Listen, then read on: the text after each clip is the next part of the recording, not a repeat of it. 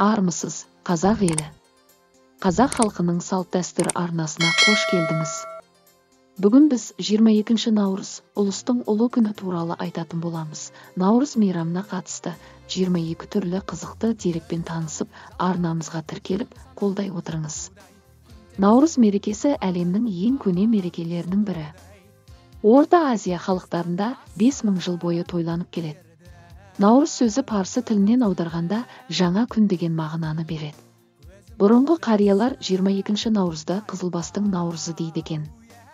Қызылбас, Иран, бұрынғы парсы елінің қазіргі атауы. Наурыз сөзі парсы тілінен шыққан, жаңа күн деген мағынаны білдіреді. Қазақ халқы наурыз демей, амал деген. Наурыздың дәстүрлі тағамы наурыз көже. Ол 7 түрлі азықтық заттан тұрады. 7 деген сан аптаның 7 күнін бейнелейді. Бұл санның мағынасы терең. 7 санға байланысты әдет-ғұрыптар бар. Наурыз мерекесін тойлау кезінде ақсақалға наурыз көжеге толы 7 кесе ұсынылады. Наурыз кезінде әр адам өз үйіне 7 қонақты шақырып, өзі де 7 үйге жолығады. Наурыз мерекесі 18 ғасырға дейін ежелгі Грекияда, ежелгі Римде, Ұлыбританияда аталып өтіліп, 1700 жылға дейін ежелгі Русьте тойланып келген деген дерек бар. Көктем мерекесі туралы мәліметтер антикалық және орта ғасырлық жазушылардың еңбектерінде кездеседі.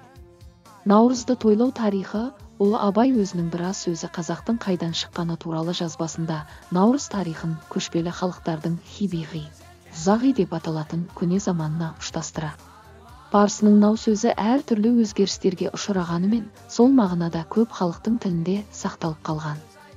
Ол орысша нов ай, немісше ное, латынша нео.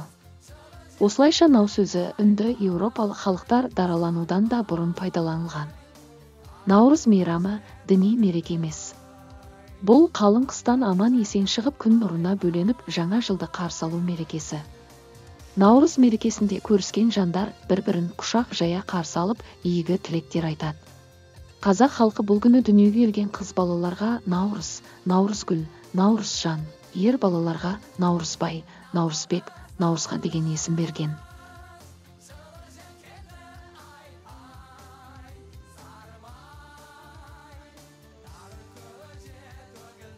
2010 жылдың 10 мамырынан бастап Біріккен ұлттар ұйымының бас ассамблеясының 64-ші қарарына сәйкес 21 наурыз халықаралық наурыз күні болып аталып келеді. Ал 2009 жылдың 30 қыркүйегінде ЮНЕСКО наурыз мейрамын адамзаттың материалдық емес мәдени мұра тізіміне кіргізді. Наурыз көктем мен еңбектің, достық пен бірліктің мейрамы болумен бірге, халқымыздың салт-дәстүрлерін құрметтеп, ұлттық қасиеттерімізді бойына сіңіріп, жан-жақты дамыған өнегелі, өнерлі азамат тәрбиелейтін ұлттық мейрамымыз. Ұлы ғұламалар Әбу Райхан Бируни, Омар Хайям тәрізді әлем таныған тарихи тұлғалардың еңбектеріндегі шығыс халықтарының наурыз мейрамын қалай тойлағаны туралы деректерге назар аударсақ, парсы тілдес халықтардың наурызды бірнеше күн тойлаған. Яғни, олар наурыз күндерінде мынадай салт-дәстүр, ырымдар жасаған. Әр жерде үлкен от жағып, отқа май құйған. Жаңа өнген 7 дәнге қарап болашақты болжаған.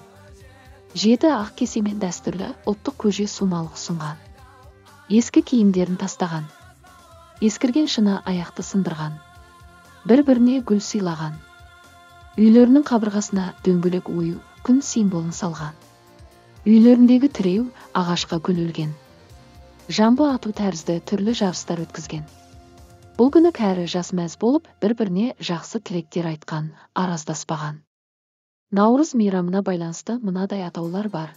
Наурыз күні, наурыз айы, наурызнама, наурыз көже, наурыз тойы, наурыз жыры. Наурыз жұмбақ, наурыз бата, наурыз тілек. Наурыз төл, наурыз көк, наурыз есім, наурыз шешек. Наурызша, әз, қыдыр, саумалық, мұхарам, тыйым, Самарқанның көк тасы. Наурыз мерекесінің туу тарихы турасында талас көп. Наурыздың нақты тарихы тереңде жатыр. Ол өзінің бастауын мұсылмандыққа дейінгі заманнан алады.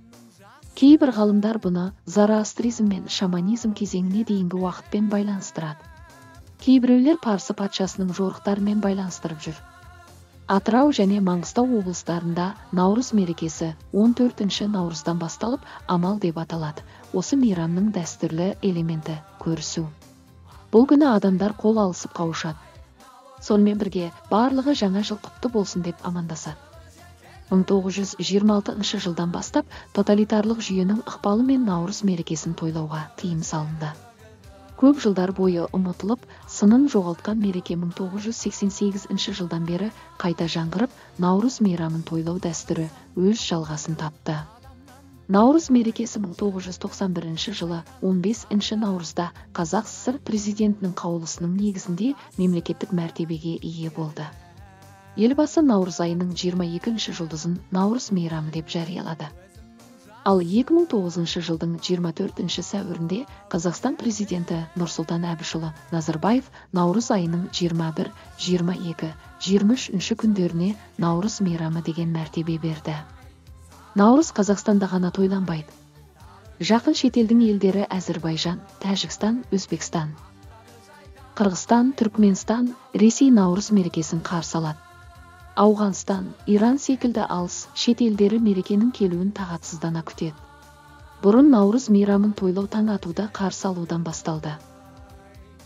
Бұл ежелгі ғұрыптардың біріне бұлақ көрсең көзің аш деген мәтелге байланысты болды. Наурыздың алғашқы күндерінің бірінде қазақ халқының нанымы бойынша жердің бетінде ерекше бір гүл жүреді. Білетін адамдар мұны жұмақтан шыққан қойлар бірінші болып сезеді, оларды баққан қойшы да байқайды дейді. Мұндай күні бүкіл табиғат, жан-жануарлар, адамдар жандана түседі.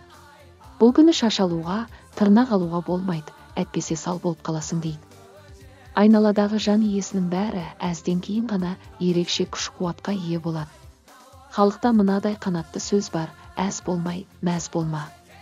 Бұл мереке ислам дәуіріне дейін тойланып, халық арасында ерекше қолдауға ие болып келеді. Шығыс елдерінің шәмси күнтізбесі бойынша Наурыздың басталуы Хамал, Амал айының бір жұлдызы болып есептеледі. Хамал тоқты шоқ жұлдызының ескі парсыша атауы. Күн мен түн теңеліп, Амал кірген сәтте тоқты шоқ жұлдызы туады. Наурыздың мағынасы Наурыз парсыша нау, жаңа, және рус, күн, жаңа жылдың бірінші күні деген мағынаға ие. Ол күнтізбелік жылдың 3-ші айы, 31 тәулік, көктемнің басы. Қазақтар бұл мейрамды әз Наурыз мейрамы деп те атайды. Шығыс жыл санағы бойынша мереке ирандықтардың жаңа жылы Наврузбен жанасады. Наурыз мерекесін түркі тілдес халықтар тойлайды. Тәжік халқы бұл мерекені бәйшешек, Гүлгардонне Гүлнавруз, татарлар Нардуган, Вирмалықтар Сумері, Хорезмдіктер Наусарджи, бас. Мереке күні қар жауып тұру жақсы ырым деп саналған. Бізге жеткен қазақ аңыздарында қыздың сұлулығы Наурыздың ақ қарына теңестіріледі. Бұл таңғажайып жайт емес, өйткені Наурыздағы қар әдетте жұмсақ, ерекше апақ болады. Наурыз айы туғанда өтетін көрісу бір күнмен шектелетін мереке емес, ол Наурыздың 14-інен басталып, айдың соңына дейін жалғаса береді.